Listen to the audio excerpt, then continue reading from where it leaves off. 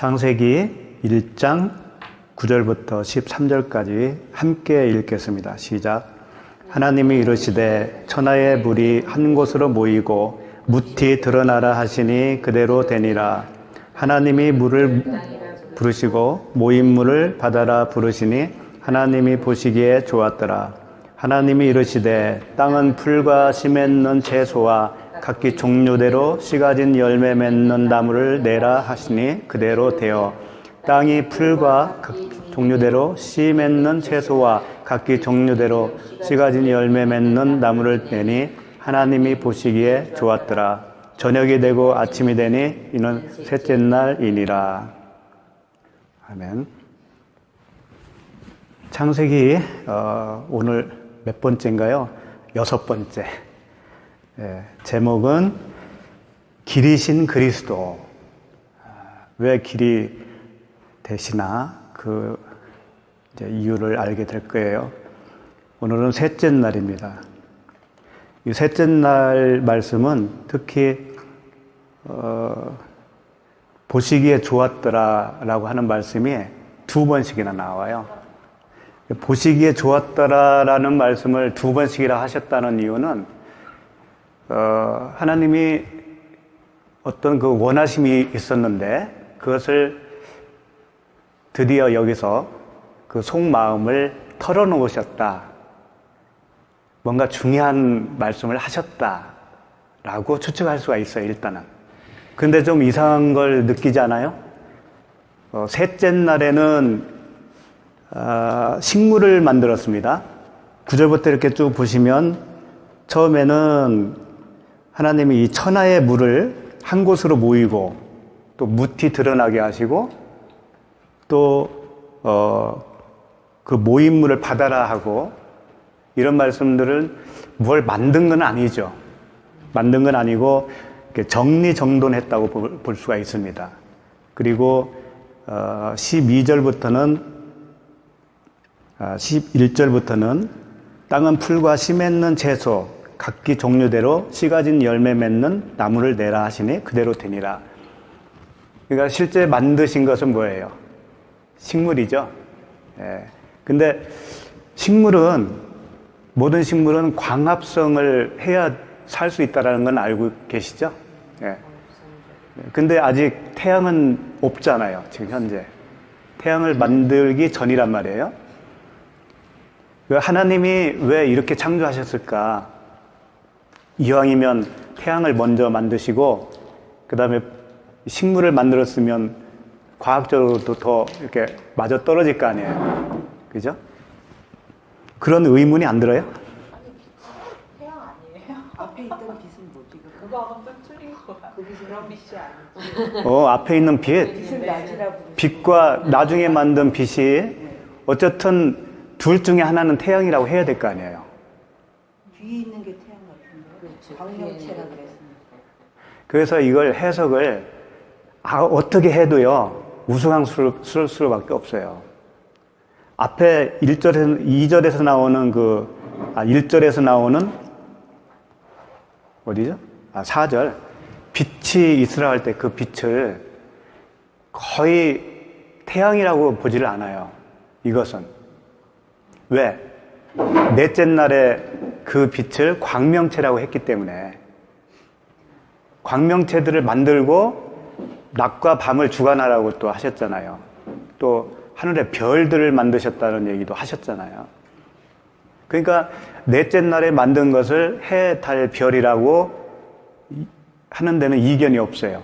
그러면 4절에서 만든 그 첫째 날 만든 빛을 태양이라고 할 수는 없잖아요. 그러니까 이것은 예수 그리스도의 빛이다라고 이구동성으로 다 그렇게 설명을 한다고요. 해석을 그렇게 한다고요. 그러면 예를 들어서 빛도 예수 그리스도의 빛이라고 해석을 했으면 그 다음에 나오는 것도 똑같이 그런 방법으로 해석을 해나가야 맞잖아요. 그죠? 빛을 예수님이라고 했으면 그 후에 나오는 물, 이런 것들을 어떻게 해석을 할 거예요. 근데 이상하게도 물에 와서는 그냥 물이라고 또 해석을 해버리네. 그러면 일관성이 없잖아요. 이해가 가죠?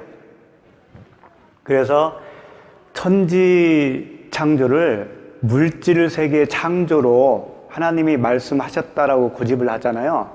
그러면 이거 해석 못 합니다. 해석이 잘 될 것 같은데도 안 돼요. 앞뒤가 안 맞아요. 그러니까 어떻게 해서든지 맞춰야 되니까 어거지를 쓰는 거예요.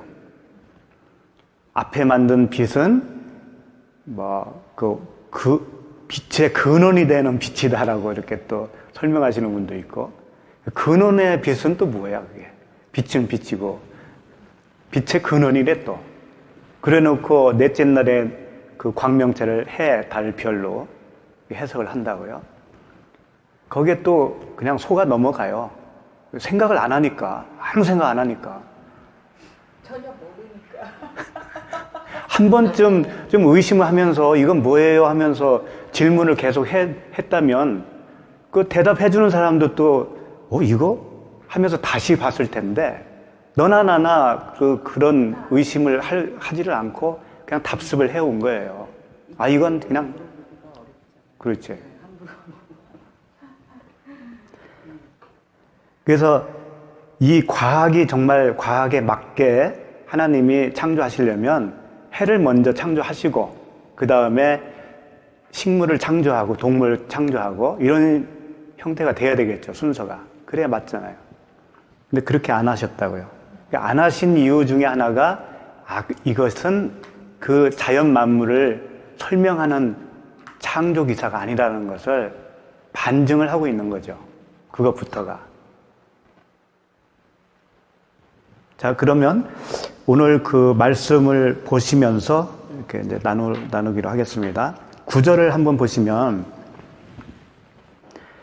하나님이 이르시되 천하의 물이 한 곳으로 모이고 했으니까 이 말씀대로 보면 천하의 물, 천은 하늘이잖아요. 그럼 하늘 밑에라는 뜻이죠. 천하면 하늘 밑에, 그 하늘 밑에 물이 한 곳으로 모여라 라고 보이잖아요. 근데 그것은 아니에요. 왜 아니냐? 그걸 이제 설명을 해드릴게요. 첫 번째, 이 천하 할 때 하늘 밑에, 이 밑에라고 하는 단어가 타하트인데 그냥 타하트만 하면 그 밑이라는 얘기가 돼요. 근데 미타하트 이렇게 단어를 썼단 말이죠. 그 미타하트 할 때는 그 하늘이 밑으로 내려온다라는 의미예요. 그러니까 하늘 밑에 물이 아니고 하늘이 밑으로 내려간다 그런 뜻이라고요. 둘째 날에 궁창 아랫물과 위에 물을 나누셨잖아요. 나눈 이유는 왜 나눴겠어요? 하나가 되게 하기 위해서. 빛과 어두움을 나눈 이유는 뭐겠어요? 그렇지. 그게 하나가 되는 거. 그게 구원이에요. 예. 그러면 역시 마찬가지로 궁창 위의 물과 아랫물을 나눴는데 지금 이제 셋째 날에는 그 나눴던 물이 하나가 되어지는 그 상황을 설명하는 말씀이라는 거예요. 그러니까 천하의 물이 한 곳에 모이라고 하면 문자 그대로면 물이 어디 흩어져 있는 것처럼 보이잖아요. 하늘 밑에 있는 물들이 이렇게 흩어져 있다가 한 곳으로 이렇게 모여라 라는 뜻으로 보이잖아요. 근데 그게 아니라는 얘기예요. 미타하트. 하늘이 밑에 있는 물과 하나가 되는 거예요. 그래서 그것을 더 잘 설명해 주는 단어가 모이고예요. 모이고. 한 곳을 모여라. 이 모이고라고 하는 단어가 카바인데 카바는 크게 두 가지 의미가 있어요. 하나는 이렇게 나눠져 있던 것이 묶어지다, 묶다, 그런 의미예요. 그런 의미로 쓰이기도 하고 또 하나의 의미로는 기다리다, 소망하다 이런 뜻이 있어요. 기다리다라고 하는 그 의미로 쓰일 때가 더 많아요. 예를 들면 여호와여 나는 주의 구원을 기다리나이다. 이 기다리나이다가 카바예요. 카바. 모이다로 설명하는 단어로 사용할 때는 극히 드물었어요. 성경을 내가 찾아보니까. 근데 여기서는 물이 한 곳으로 모이고라고 했을 때 카바라고 썼는데, 그러니까 두 가지 측면으로 같이 쓴다라고 하는 이 단어 속에는, 이 단어를 썼다고 하는 의미는 조금 우리가 생각해 볼 그런 내용이 들어있다라는 거죠. 기다리다, 묶다. 그게 무슨 뜻일까요? 지금 묶는다는 것은 하늘이 내려와서 아랫물과 묶어지는 걸 설명하는 거잖아요. 근데 그게 기다려야 된다는 거지. 기다림이 없이 그냥 되어지지는 않는다라는 뜻이 거기에 숨어져 있다라는 거예요. 그러니까 주님이 그러잖아요. 성령을 주시겠다고 했는데 구하라, 찾으라, 두드리라 그랬잖아요. 그렇게 할 때 주겠다라는 의미가 될 거 아닙니까?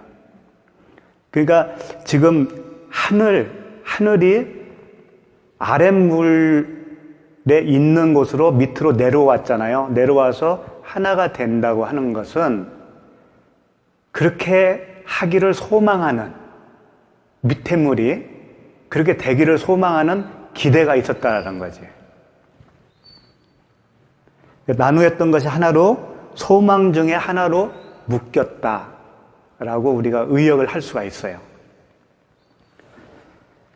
하늘을 할 때는 하늘 위에 물이 따로 있고 하늘이 따로 있고 이렇게 생각하기보다는 하늘은 예수 그리스도잖아요. 그러면 그 하늘은 성전이에요. 그걸 설명하기 위해서 궁창이라고 하는 단어를 썼듯이 그 궁창 위에 있는 물이라고 했을 때는 그 궁창이 물과 같이 있다라고 보면 되는 거예요. 궁창이 그 물을 품고 있는 거죠. 예수님이 내가 주는 물은 그러지 않습니까? 그러면 자기가 성전으로 오셔서 성전인 본인이 주시는 그 물, 그렇다면 자기가 물을 품고 있다라는 얘기죠. 그 물은 진리라고 그랬잖아요. 저번 주에. 그래서 하늘이 밑에 물과 묶여졌다라는 것은 하늘 위에 있는 물과 같이 묶여졌다는 것과 똑같은 동일한 말씀이란 말이죠. 자, 그런데 그렇게 해서 위에 물과 밑에 물이 하나가 되어져서 한 곳으로 모이잖아요. 한 곳으로 모이면 뭐가 드러나요? 말씀대로면 9절에 묻히 드러나라 그랬죠? 예. 이상하잖아요. 위에 물이 쏟아졌어요. 아랫물과 하나가 되어졌어요. 그래서 한 곳으로 모이면 묻히 드러난대. 묻히 뭐예요? 묻히. 그렇죠. 그래서 10절 보면 하나님이 묻을 땅이라 부르시고 그랬어요.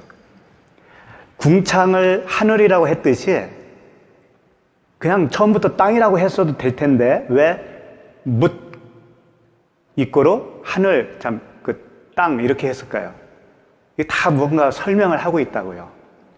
궁창이 하늘인데 처음부터 하늘이라고 이렇게 말씀하지 않고 궁창이라고 하고 궁창은 곧 하늘이다 라고 한 것처럼 묻 하면서 묻은 땅이다 라고 말씀을 하셨단 말이에요. 그 묻은 뭐고 땅이라고 했을 때는 어떤 의미가 있느냐 이거예요. 같은 건 같은 거죠.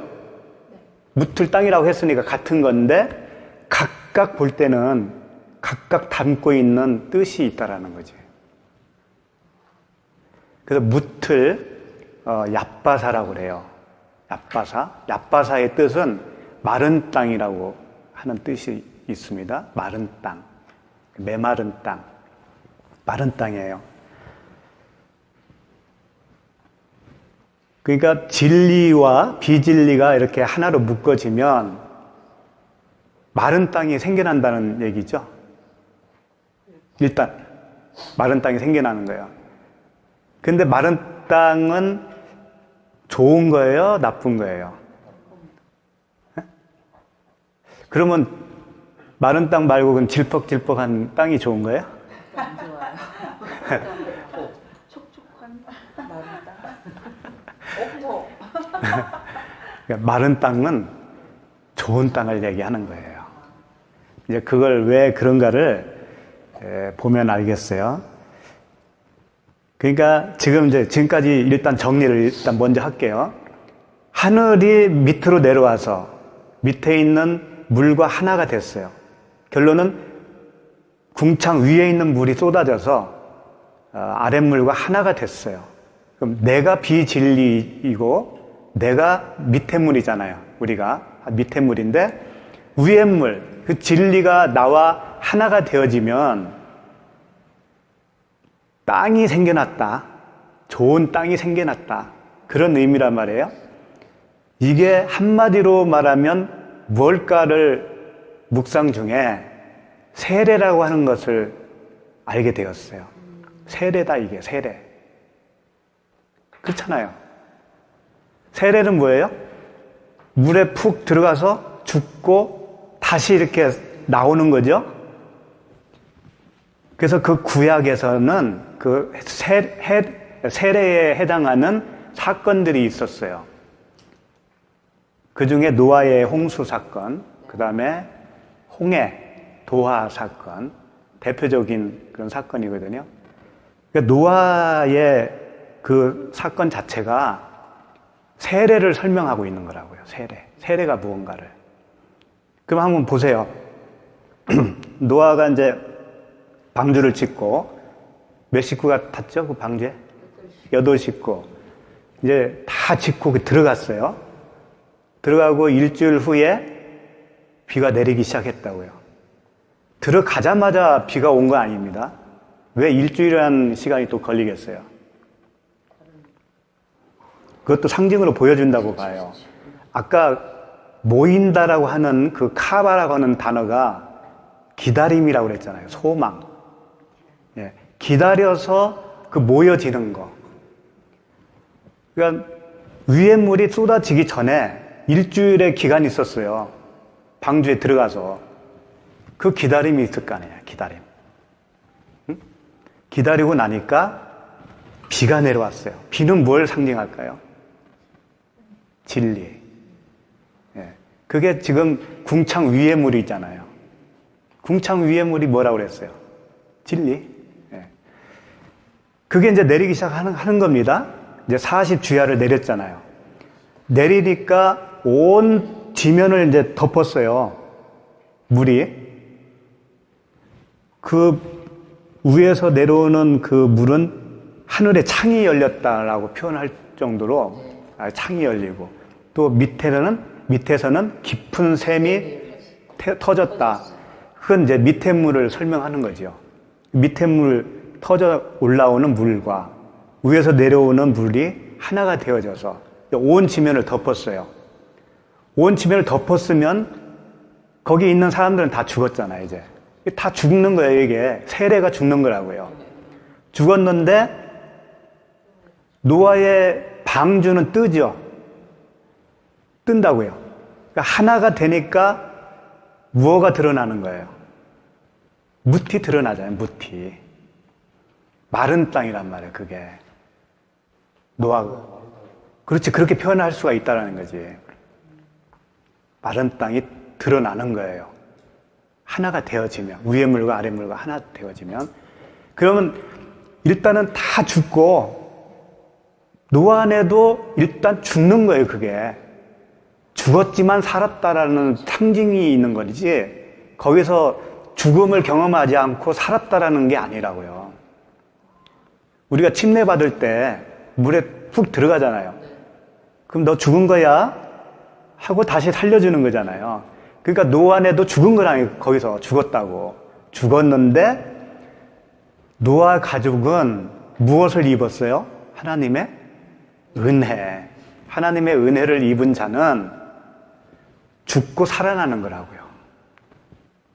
그것을 설명하고 있다는 얘기죠. 그래서 이제 비가 다 그치고 물이 다 또 빠지잖아요.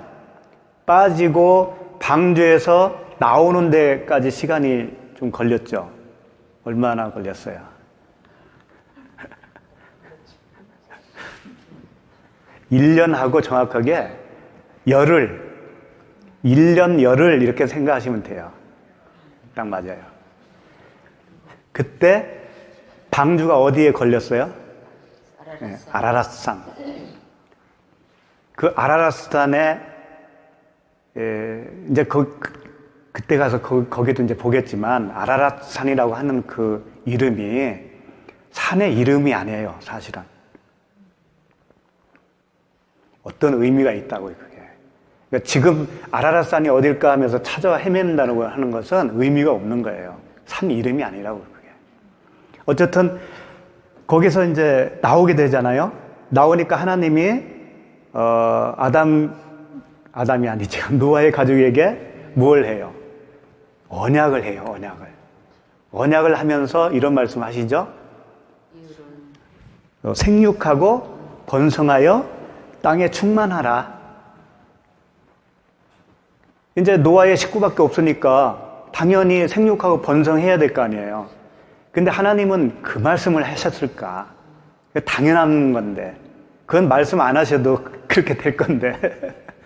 안 그래요? 근데 그걸 고지고대로 육적인 어떤 번성을 생각하게 되면 주는 대로 낳는 게 성경적이라고 할 수밖에 없어요. 그죠? 주는 대로 낳는다고 해가지고 가지랭이 찢어지는 그런 집도 있잖아요. 네? 목회자 가정 중에 10명 이상 낳아가지고 주는 대로 낳는다고 그래가지고 그런 의미가 아니란 말이에요. 육적인 얘기가 아니라는 얘기예요. 어쨌든 번성하고 땅에 충만하라고 하는 그 말씀이 오늘 12절에 해당되는 말씀하고 똑같은 거예요. 12절 한번 보세요.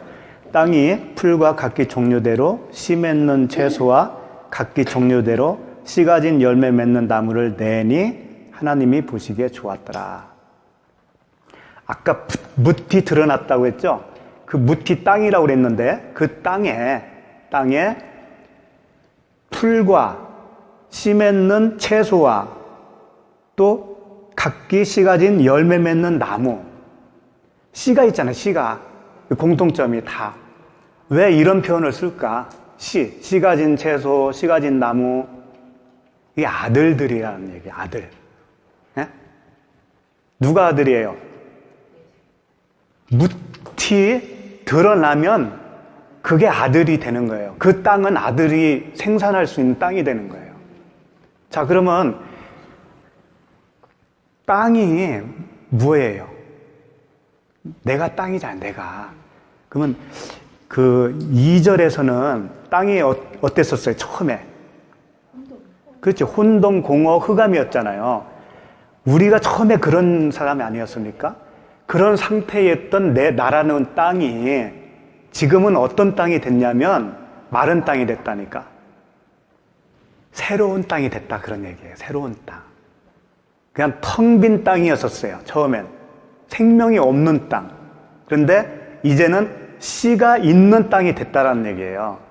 씨가 있는 땅이 되었으니 그 땅에서는 뭐가 나오겠어요? 열매. 그 얘기예요, 이게. 그리고 노아의 홍수만 세례가 아니고 그 홍해 도화 사건 있죠. 거기서도 제가 이제 출애굽기 14장인데 찾지 마시고 그냥 읽어드릴게요. 공통점이 보일 거예요. 지팡이를 들고 손을 바다 위로 내밀어 그것이 갈라지게 하라. 지금 하나님이 모세에게 하라는 대로 하는 거예요. 모세에게 지금 이르는 말이에요. 이스라엘 자손이 바다 가운데서 마른 땅으로 행하리라. 여기서 또 마른 땅이라고 굳이 말씀하시는 거예요. 생각을 해보세요. 바다가 갈라지면 마른 땅인가요? 질퍽거리는 땅이지 어떻게 그게 마른 땅이 돼요. 근데 표현을 그렇게 한다니까. 표현을. 왜 그렇게 표현을 쓰겠어요? 그 땅은 살 수 있는 땅이잖아. 살 수 있는 땅. 그 길로 가야 사는 거야. 그게 나는 길이요 진리요 생명이신 그리스도지. 하나님은 자꾸 그런 표현을 쓰는 거예요. 그 다음에 14장 21절 보면 모세가 바다 위로 손을 내밀매 여호와께서 큰 동풍이 밤새도록 바닷물을 물러가게 하시니 물이 갈라져 바다가 마른 땅이 된지라. 네. 근데 여기서 모세가 손을 바다 위로 내밀었어요. 그럴 때 밤새도록 뭐라고요? 뭐가 있었다고요? 동풍. 그러니까 혼돈과 공허와 흑암의 그 깊음 위에 쌓여있던 땅 위에 하나님의 신이 운행했다고 그랬잖아요. 그런 상황이지 이게. 밤새도록 불었다고 하는 것은 성령의 바람이. 그런데 그렇게 수면에만 운행하면 안 되는 거예요. 수면에 운행하던 그 성령이 어떻게 돼요? 내 안에 들어와서 나라고 하는 아랫물과 하나가 돼야지 되잖아요. 하나가 되면 어떻게 된다? 무티 드러난다.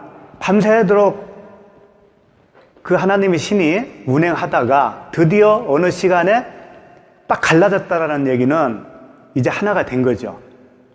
그래서 그 길이 열린 거예요. 그걸 마른 땅이라고 했다고요. 근데 원래 마른 땅을 하바라라고 하는 단어가 또 있어요. 육지라고 하는 단어.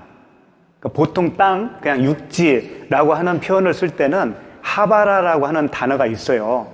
근데 굳이 얍바사라고 하는 마른 땅이라고 하는 단어를 사용했다고요. 그러니까 의도성이 있는 거죠. 그리고 14장 22절 보면 이스라엘 자손이 바다 가운데를 육지로 걸어가고, 이것도 육지라고 했지만 이거 얍바사예요. 마른 땅이에요. 마른 땅으로 걸어가고 물은 그들의 좌우에 벽이 되니.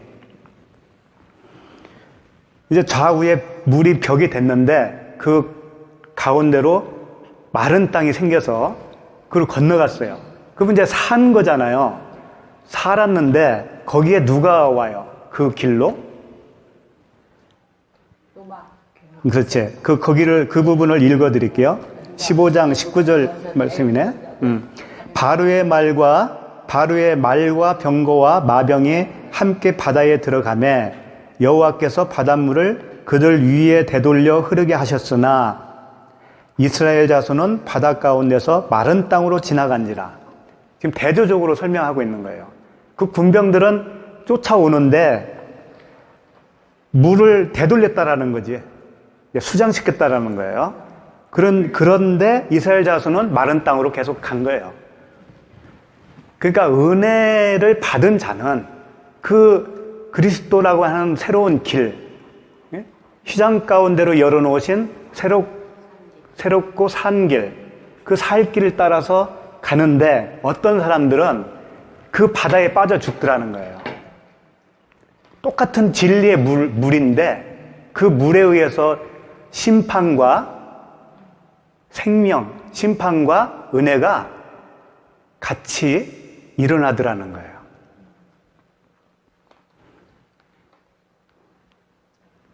그러니까 노아의 방주도 똑같잖아요. 그 위에서 내려오는 물에 의해서 누군가는 죽고 누군가는 살아나잖아요.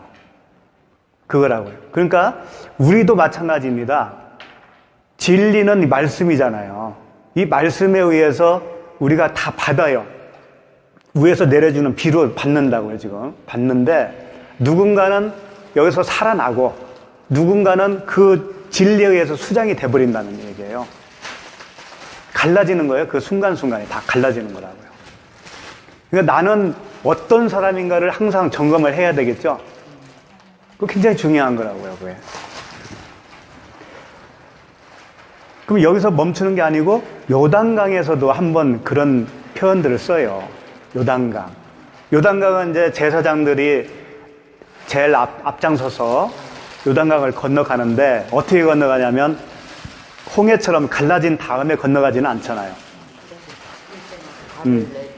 그렇죠. 발을 내딛는 순간에 쫙 갈라지잖아요. 그래서 제사장들이 제일 앞서서 이제 가는데 그 부분을 읽어드릴게요. 여호수아 3장 17절인데 여호와의 언약궤를 맨 제사장들은 요단 가운데 마른 땅에 굳게 섰고 마른 땅에 굳게 섰대요. 마른 땅이겠어요, 그게? 마른 땅이 절대 안 됩니다. 저기 그 제부도에 가면 모세길이라고 아시죠? 네. 거기는 차가 들어가요. 그 모세길 바로 앞에 와이키키 해수 사우나라고 있었어요. 10여 년 전에 거기 납품을 했었거든요. 몇 년 동안. 거기서 잘 알아요. 근데 그 제부도에 가면 이제 하루에 한 번 열리든가 그래요. 이틀에 한 번 열리든가 하여튼 차들이 이제 그 시간대에 맞춰서 와서 대기하고 있다가 건너가는데 거기는 매일 건너갔던 땅이기 때문에 다 젖었을 거 아니에요. 그래서 잘 건너가요. 마른 땅처럼. 그런데도 거기 나온 차들 보면 타이어에 흙이 많이 묻어있지.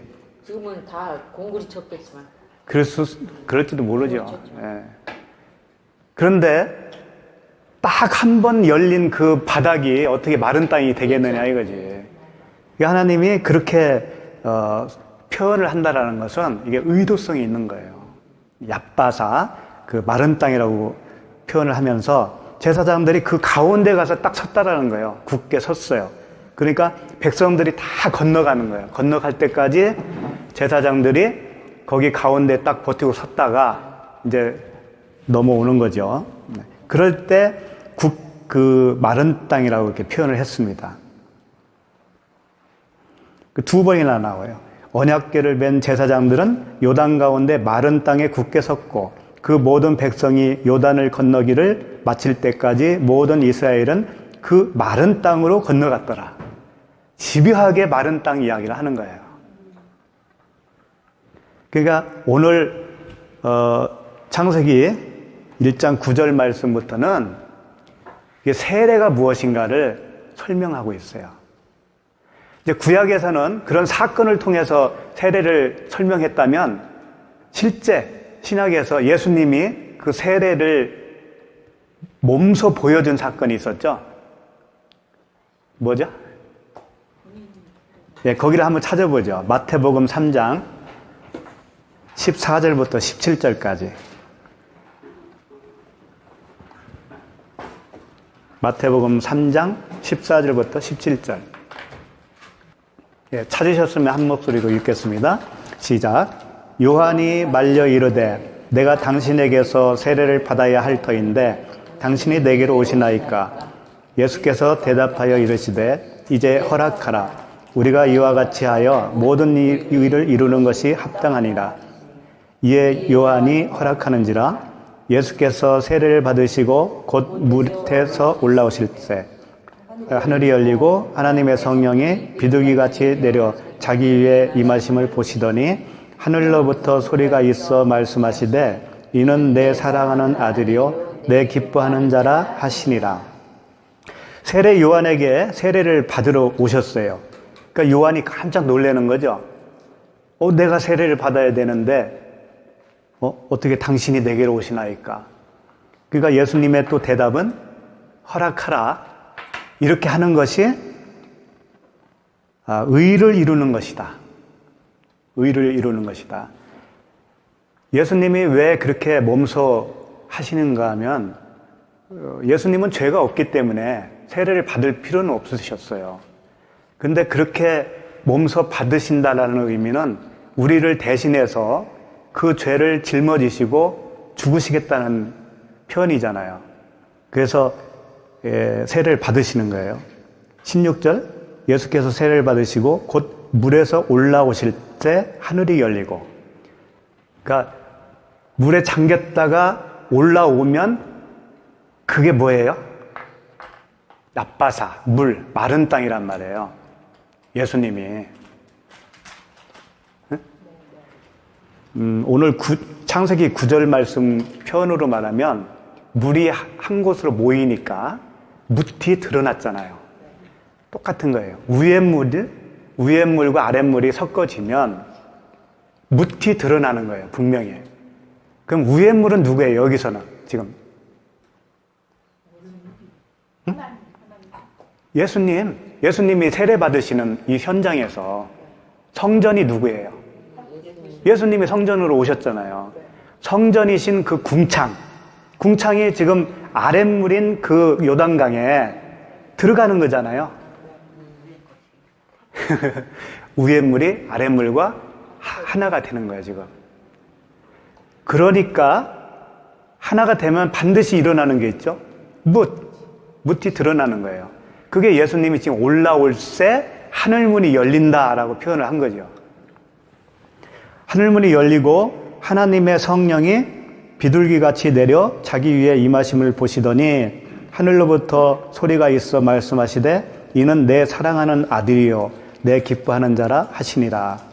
한마디로 말하면 토부예요. 토부. 보시기에 좋았더라가 되는 거예요. 이게 좋은 거야. 이렇게 자신의 그 아들이 이렇게 죽고 살아나는 것이 좋은 거지. 그럴 수밖에 없잖아요. 그렇게 설명을 했다고요.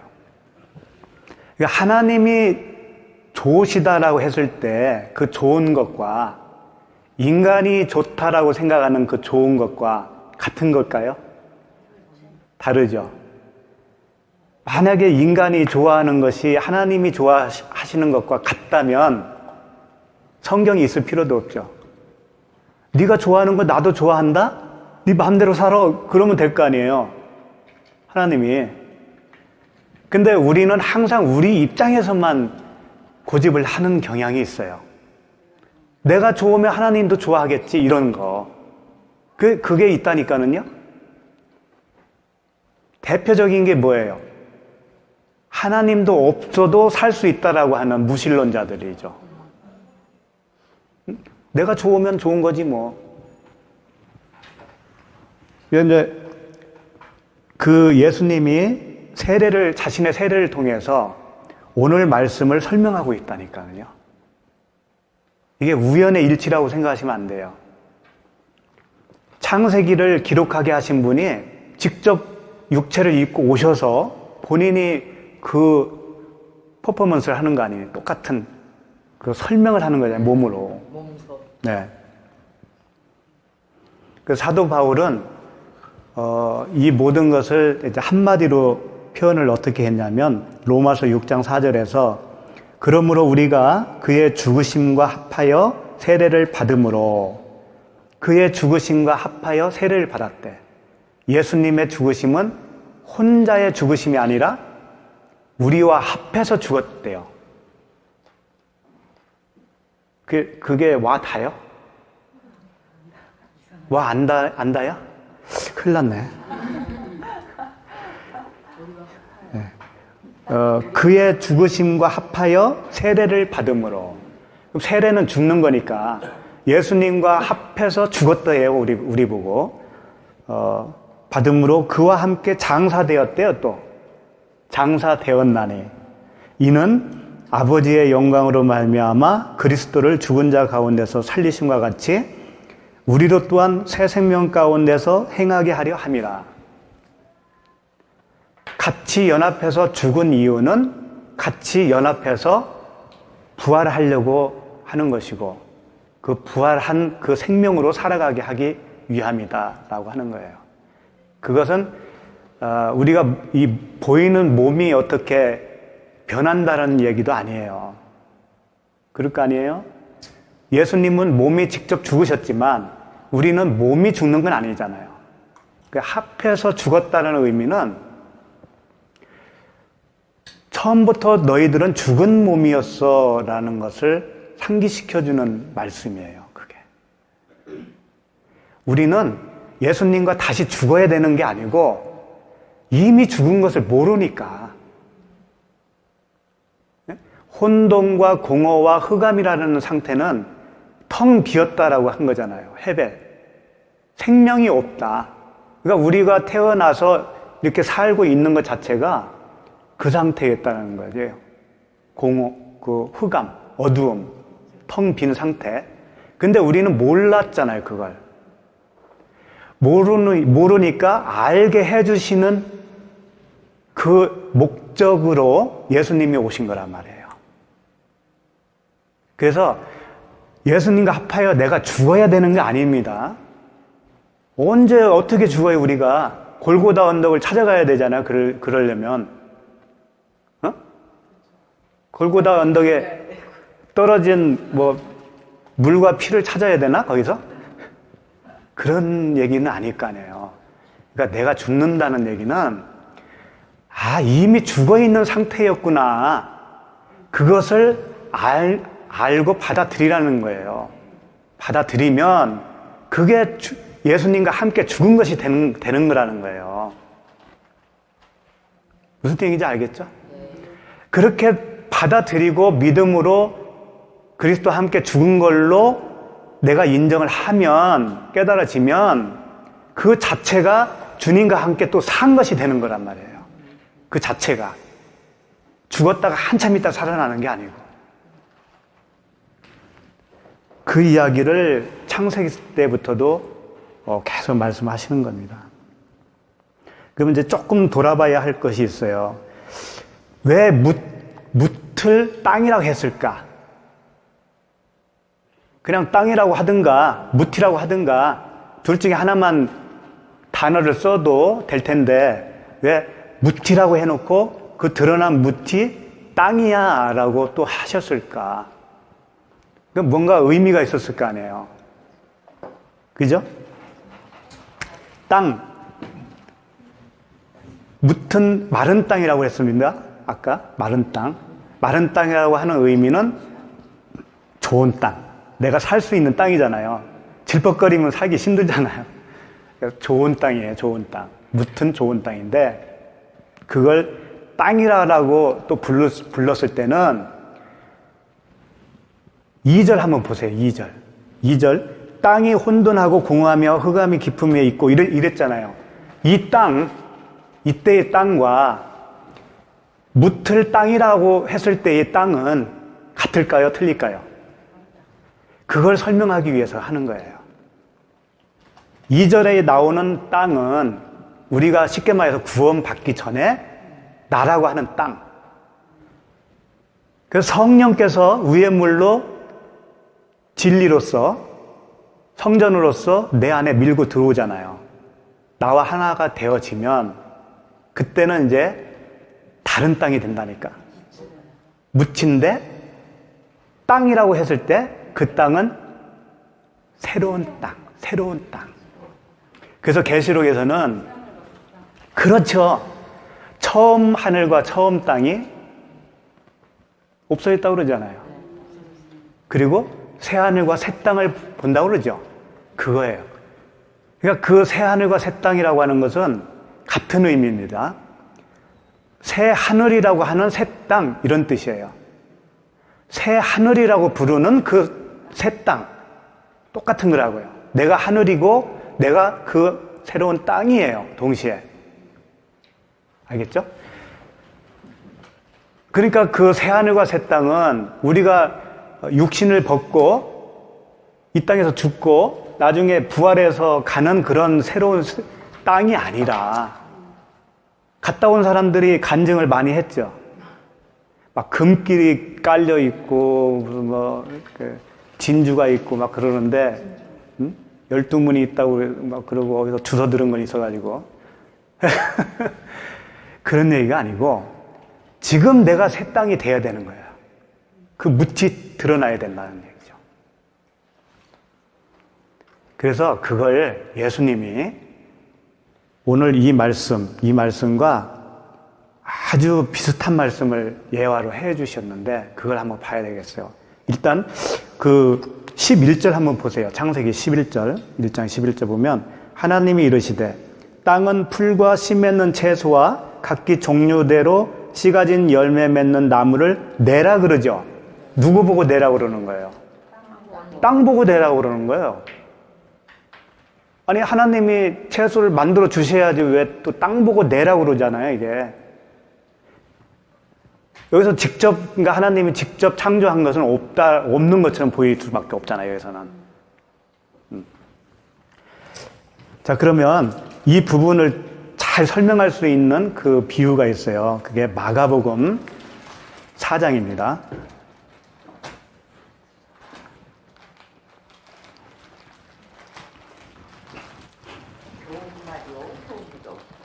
아니, 됐어요.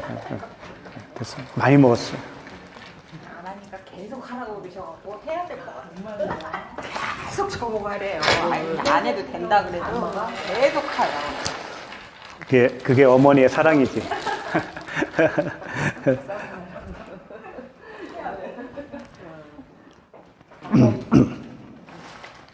자, 마가복음 4장 26절부터 29절까지예요.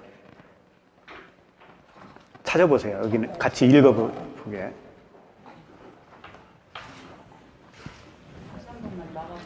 마가복음 4장 26절부터 29절. 그렇지.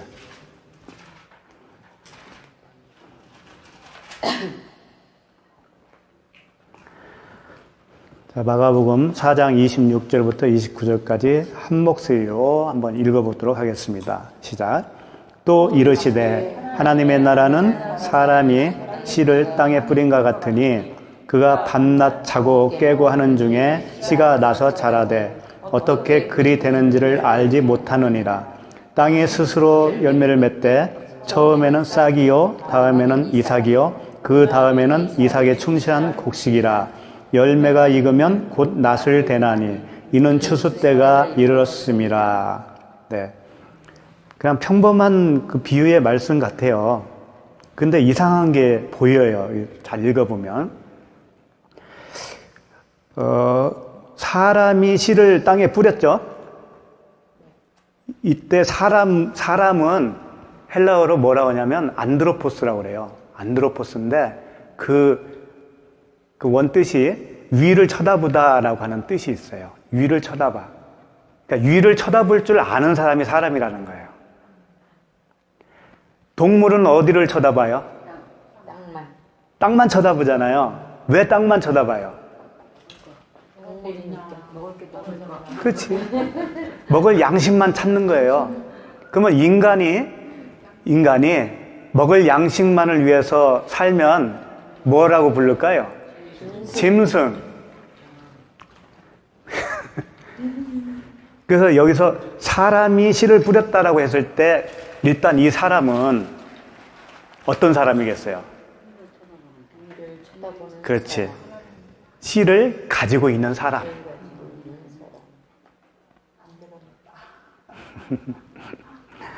씨를 가지고 있는 사람이 씨를 뿌린 거예요. 뿌렸는데 그가 밤낮 자고 깨고 하는 중에 씨가 나서 자란대요. 한 것이 없어요. 아무것도 한 것이 없어요. 씨만 뿌려놓고 아무것도 한 것이 없는데 자고 깨는 동안에 씨가 자란다는 거예요. 그 어떻게 그리 되는지를 알지 못하느니라. 28절. 땅이 스스로 열매를 맺되. 땅이 스스로 열매를 맺는다는 거예요. 땅이. 보통은 우리가 씨를 뿌리면 씨가 싹이 난다라고 생각을 하지. 그렇죠? 씨에 어떤 능력이 있다라고 생각을 하지. 땅이 씨를 싹이 나게 한다라고 생각을 안 하잖아요. 근데 비유 중에 유일하게 여기서만 땅이 그 싹을 낸다라고 표현을 하고 있어요. 땅이 스스로 열매를 맺되 처음에는 싹이요 다음에는 이삭이요 그 다음에는 이삭에 충실한 곡식이라. 잘 생각해 보면 왜 땅이 어떻게 스스로 그걸 낼 수가 있을까? 땅이. 그러니까 오늘 아까 다 말씀드렸는데 그 땅은 새로운 땅이죠. 나라고 하는 땅이 새로운 땅이에요.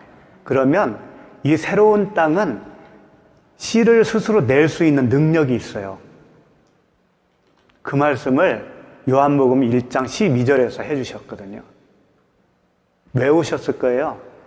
영접하는 자, 곧 그 이름을 믿는 자들에게는 하나님의 자녀가 되는 권세를 주셨으니, 요한복음 1장 11절 말씀, 아이들이 그렇게 외우잖아요.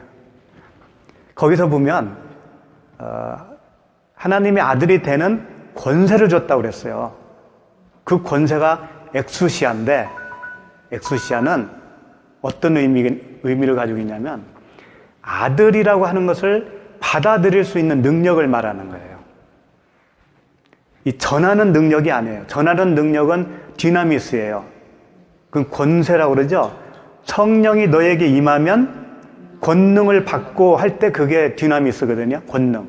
그것은 생명을 전할 수 있는 능력을 얘기하는 건데, 요한복음 1장 12절에서는 내가 스스로 그 아들로서 받아들일 수 있는 능력, 그걸 말하는 거예요. 그러니까 이겁니다. 예를 들어서 이 자리에서 여러분이 말씀을 들으면서 그걸 받아들이잖아요. 그러면 여러분 속에 그 능력이 있다라는 거지. 그 능력이 없으면 여기서 10시간을 들어도 받아들이지 못하는 거예요. 그러니까 받아들일 수 있는 능력을 이미 주셨다라는 거지. 그 영접하는 자에게. 그러니까 그 능력이 내 안에 들어왔다면 그냥 자고 깨고 밤낮 자고 깨고 하는 중에 그 나라고 하는 그 땅이 스스로 열매를 낸다 이거예요. 그 능력이 나에게 있다라는 얘기예요. 그러니까 오늘 창세기 11절에서 땅 보고 내라고 그러잖아요. 씨 가진 풀, 씨 가진 채소, 씨 가진 나무를 내라 그러잖아요. 땅 보고. 그러니까 내가 정말 은혜 받은 사람이 맞다면, 그 아들이 되는 권세를 하나님이 우리에게 주신 게 맞다면 자고 깨는 중에 내가 뭐 하는 거 없어요? 하는 거 없어요. 하는 거 없는데 점점 자라는 거예요. 28절처럼 처음에는 뭐예요? 싹이라고 했잖아요. 처음에는 싹이요, 다음에는 이삭이요, 그 다음에는 이삭에 충실한 곡식이다. 29절 열매가 익으면 곧 낫을 대나니 이는 추수 때가 이르렀습니다. 그러니까 열매가 이제 장성해서 익으면 어디로 들어가요? 곡간에 들어가면 뭐가 임한 거예요? 안식이 임한 거죠. 안식이에요, 그게. 그게 최종 목표라고요. 기간은 좀 걸리겠죠. 싹에서부터 시작하는 거니까. 그죠? 그래서 아직 살아있나? 낯을 낼 때가 안 됐어.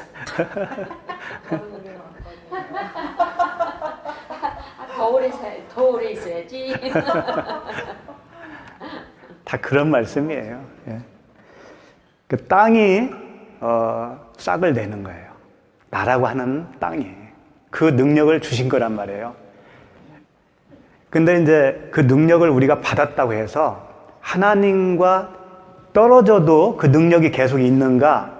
그런 의미는 아니라고요. 능력 주고 너 알아서 해. 그런 의미가 아닌 거예요. 그 능력을 줬다라는 의미는 하나님과 나와의 그 하나됨이 되었다. 하나 되었으니까 결국은 누가 하는 거예요, 그게? 하나님이 하시는 거예요. 하나님이 하시는데 표현을 그렇게 하는 거예요. 왜? 나하고 하나님과 하나가 되면 너 나는 없잖아요. 그러니까 땅이 한다라고 할 수밖에 없잖아요. 다른 표현을 못 하잖아요. 다 이게 일관성이 있습니다. 성경은. 그리고 이제 10절을 한번 보시죠. 창세기 1장 10절로 다시 와서. 그러면 10절에 보면 하나님이 무틀 땅이라 부르시고 모임물을 바다라 부르시니 하나님이 보시기에 좋았더라. 이제 이 바다가 나오죠. 그리고 모임물이 나오죠. 아까 노아의 방주 홍수 사건에서 이제 우리가 살펴봤듯이 위에 물이 내려와서 하나가 되면 그 모임물이 되잖아요. 모임물. 그럼 그게 바다죠. 바다예요. 그리고 바다는 바다로 남고 뭇은 드러나잖아요. 그런데 여기서 10절에서 모임물 할 때 이 모이다, 이게 다른 데에서는 다 소망이라고 번역이 돼 있어요. 찾아보면 모임이라고 사용된 구절은 몇 안 돼요. 거의 다 소망이에요. 소망. 그게 무슨 뜻인가 하면 아까도 그 카바라고 하는 모임물 9절에 있죠. 9절에 보면 하나님이 이르시되 천하의 물이 한 곳으로 모이고, 이 모이고는 카바예요. 카바. 기다리는 소망 중에 이루어지는 그 모임을 얘기하는 거고, 이제 10절에서 나오는 그 모임물은, 모이다라고 하는 뜻은 미크베라고 그러는데 그것은 소망이라는 뜻이에요. 이제 위에서는 그 기다리는 중에 소망을 기다렸잖아요. 근데 이 10절에서는 그 소망이 이루어졌죠. 이루어졌는데 계속 그 소망을 가지고 있으면 어떻게 돼요? 응? 그렇지. 잘 아시네. 무티 드러났으면 끝난 거예요. 내가 무티 되면 끝난 거라고요. 그런데 그 모인 물을 바다라고 했잖아요. 바다는 항상 좋은 의미가 아니에요. 성경에서. 모인 물. 그러면 그 모임이 소망인데 왜 나쁘다는 얘기냐? 그 소망은 이루어진 줄 모르고 계속 기다리고 있는 소망이란 말이에요. 무슨 얘기인지 알겠어요? 예를 들면 이거죠. 예수님이 이제 그 공중에 올라가셨죠. 부활하셔서. 그랬을 때 쳐다봤잖아요. 사람들이 500여 명이. 그럴 때 천사가 옆에서 뭘 쳐다보느냐 그러면서 너희들이 지금 본 대로 온다고 그랬죠. 그러니까 지금도 기다리잖아요. 그 보는 대로 오는 예수님을 기다린다니까요. 어디로 오신다고? 이스라엘. 그래서 back to the 예루살렘. 그러면 그게 뭐예요? 이미 이루어진 것을 아직도 모르고 그 재림을 기다리는 거잖아요. 그 소망을 가진 자는 바다라는 얘기란 말이에요. 바다. 정신이 좀 바짝 납니까? 그러니까 뭔가 소망은 이미 이루어졌다니까? 하나님과 내가 성령으로 하나가 되잖아요. 그러면 이미 이루어진 거라니까? 그런데 계속 그 재림주를 기다리고 있으면 그건 바닷물이란 말이죠. 바닷물 속에서 꿈틀거리고 사는 짐승이라는 거예요. 그래서 그 다섯째 날 보면 바다에 짐승들이 살아라 이런다니까 표현을. 어떻게 짐승이 바다에 살아요? 고기가 살아야지 바다에는. 일부 그런 표현을 쓰는 거라니까. 그래서 계시록에서는 바다에서 뭐가 나와요? 용이 나오잖아. 그러니까 우리는 땅으로 부름을 받아야 돼요.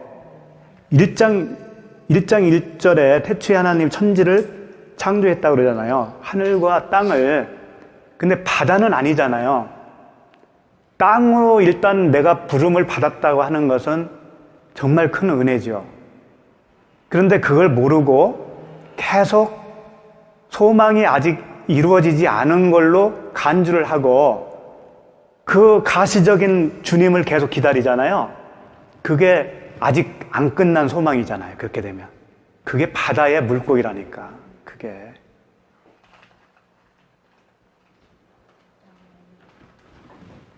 이해가 가셔요? 그러면 그 바다의 짐승들이 요즘으로 말하면 많아요, 적어요? 엄청 많죠. 자기 힘으로 살지. 꼬리치고. 그래서 꼬리가 되죠. 그렇지. 그러니까 그리스도께서 육체로 오심을 믿지 않는 자가 적그리스도라고 그랬잖아요. 그게 무슨 뜻이에요? 육체, 우리가 육체잖아요. 이 육체에 그리스도가 오시는 것이 복음인데 그렇게 안 믿는다니까, 대개는. 그러면 그게 적그리스도라니까, 그게. 근데 그런 말씀이 있는데도 왜 깨닫지 못할까? 못하는 거죠. 눈이 안 열리니까. 말씀이니까. 우리도 얼마 전까지는 몰랐잖아요. 그렇죠, 그렇죠. 그러니까 그 소망을 가지고 있으면 안 됩니다. 언젠가 이루어질 소망으로 여기고 있으면 안 된다고요. 그러면 천국 간다는 것도 마찬가지예요. 천국을 이미 간 거잖아요. 소망이 이루어진 거잖아요. 그런데 내가 죽고 나서 갈 천국으로 생각하면 아직 소망이 남아있는 거죠. 그건 바다의 괴물이라니까. 그렇게 생각하면 그런 뜻이에요. 그 말씀을 풀이해 주시니까 이제 말씀을 믿고 한 줄로 죽어서 가는 게 아니라 이미 그러면은 만약에 육체가 한 이제 믿어야지. 없어지잖아요. 우리가 죽으면 네. 육체는 네. 없어지면은 그러면은 일단은 우리가 영적으로 이렇게 사는 삶이 끝인 거예요. 그러면 그 부분이 되게 애매해요. 그래서 이제 그것은 정말 뭐 하나님 나라가 네. 이제 그것은 다음 주에 할 내용이기도 하거든요. 조금 미리 말씀드리면 다음 주에는 이제 광명체 만드는 거죠. 우리가 그 그릇이에요. 빛을 담은 그릇이에요. 그러면 이 육체는 그 빛을 담은 그릇에 불과한 거예요. 그런데 그럼 그 빛을 담은 그릇에 불과하니까 막 살아도 되네? 그런 뜻이 아니고 그 보배를 내가 가졌으니 귀하지. 그 보배를 가지고 있는 자로서 한번 몸에 금덩어리 하나 지니고 산다고 생각해 보세요. 아무렇게나 살 수 있어요? 어? 화장실 갔다가 주섬주섬 옷 입고 그냥 거기다 떨어진지도 모르고 나올 수 있는데 그런 의미에서 이 몸도 중요하단 말이에요. 그런 의미에서 이 땅에 있는 동안에는 몸도 건강도 챙겨야 되는 거고 그렇지만 그 실체를 모르고 살면은 소용없는 거예요. 그건 육체만 조화라 해준 것 뿐이고 실체를 알고 보배를 가진 자로서 그렇게 귀하게 여기며 살면 그건 최상이죠. 그렇게 살아야 당연하고요. 막 살면 안 되죠. 진짜 천국의 기쁨을 누리면서 살고 싶어요. 그겁니다. 그거예요. 내 완전히는 못 누리지만 내 속에서 그게 가면서 이루어지는 거예요. 아까 싹에서 점점 자라나잖아요. 열매를 알고까지. 그런 기쁨을 조금 맛봤어요. 당연하죠. 맛봐야 당연하죠. 그게 또 이렇게 또 흐지부지 이렇게 되고 그래요. 그래서 그 어느 목사님은 그걸 어떻게 설명했냐면 묵시 속에서는 완성이 되었다 이런 표현을 써요. 저는 이제 잘 안 쓰는 이유가 그걸 또 너무 맹신하잖아요. 그러면 막 살게 돼요. 잘못하면. 묵시 속에서는 완성이 됐다라는 얘기는 구원 한 번 받았으니까 완성이 되었으니까 예, 그러니까 끝났다라는 거죠. 맞기는 맞아요. 맞기는 맞는데 내가 인식하는 그 하나님 나라는 점점적인 그 자람이 있다니까요. 내 안에서 자람이 있는 거예요. 그렇기 때문에 완성은 되었지만 내가 여기서 살아가면서 누리는 그 천국은 점진적일 수가 있는 거죠. 그게 미크베라니까 그 소망. 이루어졌는데 그걸 모르고 계속 기다리는 소망이라니까요. 그 육체 이 살덩어리는 소멸되는 건 맞을 거예요. 왜냐하면 예수님이 살리는 건 영이라고 그랬으니까. 우리 영이 문제잖아요. 살리는 영이요, 육은 무익하니라 그랬잖아요. 그러니까 무익하니까 막 살자 그런 의미가 아니고 진짜 하나님이 살리는 것은 영이다라는 거지. 그래서 지금은 하나님 그 생명 안에 감추어졌다라는 표현도 쓰잖아요. 그래서 그날이 되면 깜짝 놀랄 거다. 왜? 그리스도와 똑같은 모습이라는 것을 발견하니까. 아직은 우리가 모르는데 그날 몸을 벗고 가서 보니까 그리스도와 똑같더라. 그런 말씀도 있으니까. 그것까지 지금 알게 되면은 그렇지. 좀 가고 싶는 엉뚱한 거죠. 일이 일어날 것 같은데. 글쎄, 아니, 맞아요. 당장 가고 싶은 거는 아직 좀 안 가고 싶고.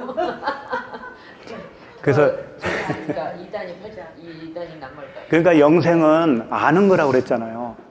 예? 참 하나님과 그리스도를 아는 거라고 그랬잖아요. 근데 음. 그 이후에는 가봐야 아는 거고 지금 여기서 우리가 이걸 알고 누리는 게 중요하지. 그 이후 그쪽에 거긴 어떨까? 그 예수님이 부활체란 어떤가? 이거는 암만 생각해야지. 우리가 우리 생각을 생각해. 그치 생각해봐. 그런 세계는 없어라고 말할 수는 없잖아요. 일반 사람들이 이미 그 아까 얘기하신 소망, 네. 그 되지도 않는 소망을 기다리고 있는데 이미 이제 영적으로 우리에게 오신 때가 그때인데 그런 세계는 없어라고 말할 수는 없잖아요. 기존의 그 관습되어 왔던 막 그게 있기 때문에 하나님의 세계? 그게 아니라 왜 죽으면 천국 가고 지옥 네. 가고 이렇게 심판으로 이미 갈라진 그 세계가 관념적으로 막 들어가 있잖아요. 그러니까 저희 같은 경우도 이미 이제 그 부활의 삶을 살고 있는데 살고 있으니까 아까 말한 대로 그런 정말 이런 영적으로 우리가 육체가 소멸되고 부활돼서 주님을 더 얼마나 가까이 알고 뭐 이런 거에 대해서 그때 되면 또 그때서 하나님 알게 하시니까 이미 이제 부활의 삶을 사니까 그게 중요하지 않은데 일반 사람들은 이제 그러면 이미 부활의 삶을 이제 살고 있으면 이제 그런 더 이상 하나님은 그런 식으로 기다리는 건 아니다. 소망은 잘못된 거다라고 말을 할 때 참 그게 애매모호하다는 거죠. 그러니까 너가 느껴보지 않은 사람은 거예요. 설명. 그래. 그러니까 모르지 당연히. 오른손이 하는 일을 왼손이 모르게 한다고 그러죠. 그러니까 오른손은 진리인데 왼손은 그 진리를 모르는 쪽이잖아요. 그러니까 아무리 얘기해도 몰라요. 모르는 사람은 몰라요. 그러니까 둘을 주라고 하는 거예요. 천이라고 하는 한 천을 달라고 하면 그 오리를 달라고 하면 십리를 가라 그런 의미가 다 했죠. 그러니까 한 가지만 딱 얘기하면 못 알아듣는다니까 그 사람들은. 그러니까 두 가지를 다 설명해 줘야 돼. 너희는 이렇게 알았었잖아. 근데 사실은 이거거든 하면서 왜 이건가를 설명을 해 줘야 되니 그게 쉬운 거냐. 그게 전도예요. 사실은 그게 전도예요.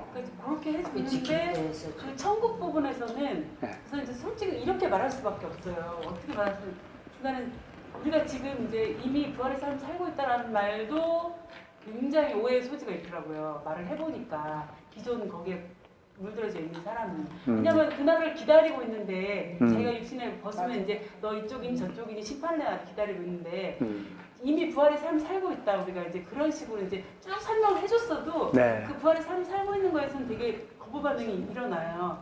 그 단어 때문에 그래요. 이미 이 땅에서 부활의 삶을 살고 있으면 부활의 삶을 살고 있으면 이제 뭐 앞으로의 올 그럼 우리가 기다리는 천국은 없냐 뭐 이거지 결론은. 이제 이해하셨죠? 그래서 물론 가시적인 그런 천국은 우리가 육신을 벗으면 있겠지만 그걸 단서하고 그냥 그 다음 얘기를 해요. 저도 어쩔 그럴 때는 우리가 그 상상했던 천국 있지 않냐? 그거보다 수만 배, 수십만 배 더 좋은 거다. 그렇게 얘기해요.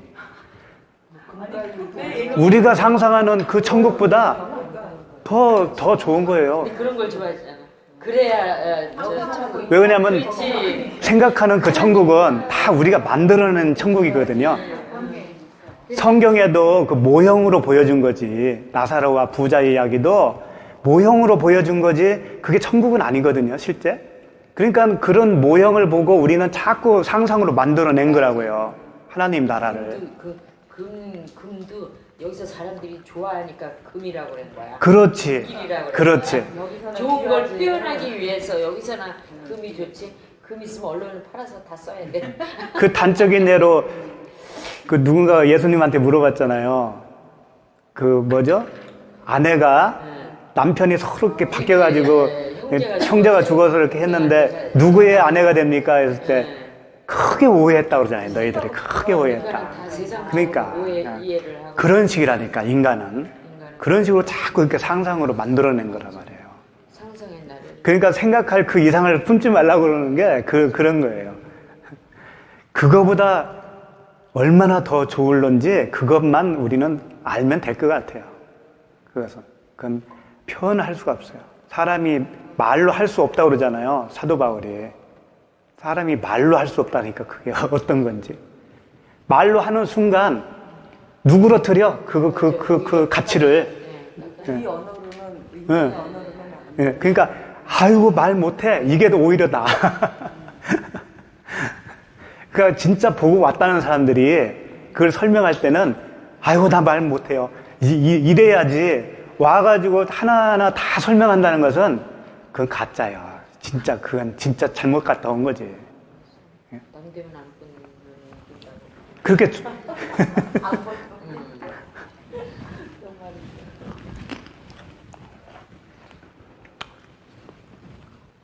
오늘은 말씀을 요 하나만 준비했어요. 좀 길어질 것 같아가지고.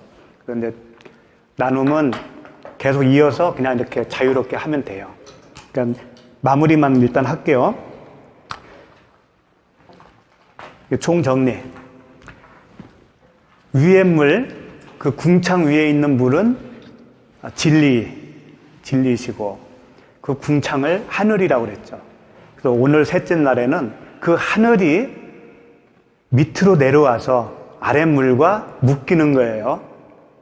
근데 9절 말씀을 보면 천하의 물이라고 그랬으니까 그 하늘 밑에 물끼리 이렇게 모이는 것처럼 보이는데 그게 아니다 라고 하는 거였어요. 그래서 그 하늘이 밑에 물과 묶여서 하나가 되어지면 뭇이 드러난다.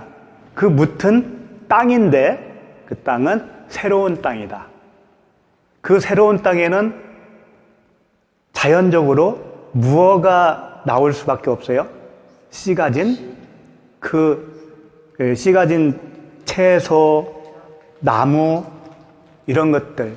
그것은 결국은 아들을 상징하는 거예요. 아들. 하나님의 아들. 나라고 하는 뭇에 새 땅이 되었는데 나라고 하는 뭇에 그 아들이 심어졌기 때문에 아들을 낼 수밖에 없다고요. 하나님은 그것만 찾으시는 거예요. 그 아들만 찾으시는 거라고요. 하나님과 하나가 되어져야, 그리스도와 하나가 되어져야 내가 새로운 땅, 새로운 하늘이라고 하는 그 새로운 땅이 될 수가 있는 거죠. 그랬을 때 그 열매가 나올 수밖에 없는 거죠. 그래서 우리는 그 열매를 낼 수 있는 권세, 영접하는 자에게 주신 그 권세, 자녀의 권세, 자녀가 되는 권세, 그 권세를 다 받은 자입니다. 그래서 그 권세를 통해서 자녀를 낼 수가 있어요. 그리고 그 성령을 받으면 사도행전에서 말씀하신 것 같이 성령이 너에게 임하면 권능을 받는다. 그 권능은 디나미스라고 그랬잖아요. 이것은 다른 사람에게 그 생명을 넘겨줄 수 있는 능력을 말하는 거예요. 엑수시아는 내 자신이 아들로 받아들이는 능력이고 그 말씀을 진리로 받아들일 수 있는 능력을 얘기하는 거예요. 능력이고 그 권능이라고 하는 것은 디나미스는 전할 수 있는 능력. 그래서 이 두 가지가 다 주어지는 겁니다, 우리에게. 그렇게 해서 내가 먼저 알곡으로 자라가면서 또 그 생명을 누군가에 흘려줘서 또 다른 아들을 낳는 겁니다. 그렇게 하나님과 하나 되어서 풍성한 열매를 맺는 우리 모두가 되기를 바랍니다.